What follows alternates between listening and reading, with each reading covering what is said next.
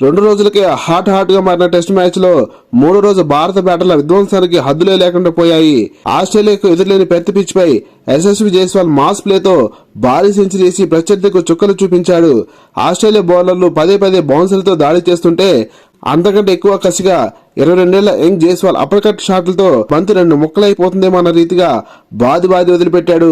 మరో పక్క గత కొంతకాలంగా ఫామ్ లైన్ మీద ఇబ్బంది పడుతున్న రన్వేష్ విరాట్ కోహ్లీ తన క్లాస్ ప్లేను బయటికి తీసి ఎంతో అందంగా బంతిని పదే బౌండరీ దాటించాడు. ఆస్ట్రేలియా గడ్డపై ఆస్ట్రేలియాకి భారీ షాక్ ఇస్తూ టెస్టులో కోహ్లీ తన 30 సెంచరీ పూర్తి చేశాడు. మ్యాచ్ వివరాల్లోకి వెళ్తే 218 పరుగుల ఆధిక్యంతో ఫస్ట్ టెస్ట్ 3వ రోజు ఆటను ఆరంభించిన జైస్వాల్ మరియు రాహుల్ జోడీ బ్యాట్ వేగాన్ని పెంచి స్కోర్ బోర్డును దూకించారు. అయితే జైస్వాల్ మరియు రాహుల్ జోడీ మొదటి వికెట్ కు 201 పరుగుల పార్ట్నర్షిప్ నెలకొల్పి ఆస్ట్రేలియా గడ్డపై అత్యధిక ఓపెనింగ్ భాగస్వామి నెలకొల్పిన జంటగా రికార్డు సృష్టించారు. 205 బంతులు ఆస్ట్రేలియాపై తన తొలి సెంచరీ సాధించిన యశస్వి జైస్వాల్ తర్వాత మరింత రెచ్చిపోయాడు. చక్కటి డ్రైవ్లతో అలరించిన కేఎల్ రాహుల్ 5 ఫోర్లతో 77 పరుగులు చేసి పెవిలియన్ చేరాడు.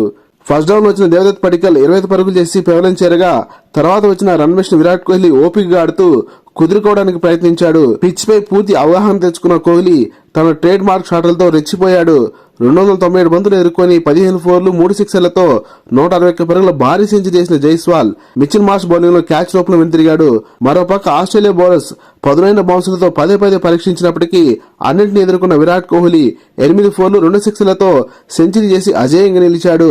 టెస్ట్ కెరీర్ లో 30 సెంచరీ సాధించిన విరాట్ కోహ్లీ క్రికెట్ దిగ్గజం డ్రాన్ బ్రాడ్మన్ పేరిట ఉన్న 29 సెంచరీ రికార్డును దాటేశాడు. లోయర్ ఆర్డర్లో తెలుగు కుర్రాడు నితీష్ కుమార్ రెడ్డి 27 బంతుల్లో 3 ఫోర్లు 2 సిక్సర్లతో అజేయంగా 38 పరుగులు చేసి టీ20 తరహాలో విజృంభించాడు. కోహ్లీ సెంచరీ చేసిన వెంటనే భారత్ రెండవ ఇన్నింగ్స్ లో 6 వికెట్ల నష్టానికి 487 పరుగుల వద్ద డిక్లేర్ చేసింది. ఆస్ట్రేలియా బౌలర్ నాథన్ లయన్ 2 వికెట్లు పడగొట్టి రాణించాడు. 534 పరుగుల కొండంత లక్ష్యాన్ని ఛేదించడానికి వచ్చిన ఆస్ట్రేలియా బుమ్రా దెబ్బకు గజగజలాడింది.